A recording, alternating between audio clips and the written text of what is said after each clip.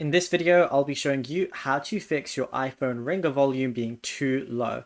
It's a very simple method, so if you find this video helpful, be sure to drop a like and subscribe. Now, let's say you're constantly getting phone calls, anything like that, but you can't hear the volume or it might be just too low. So the first thing you want to do is swipe down on the top right, make sure your actual volume is high enough. And then the second thing you want to do, make sure you're not on any do not disturb mode. Finally, also, just make sure you're not on Bluetooth, like connected to any AirPods or speakers, because that might be why you're not hearing it or it might be way too low.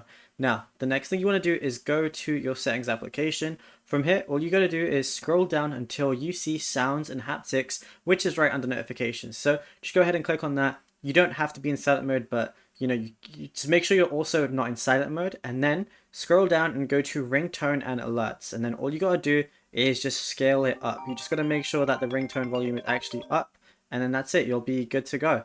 You can also change your haptics, which is basically your vibration.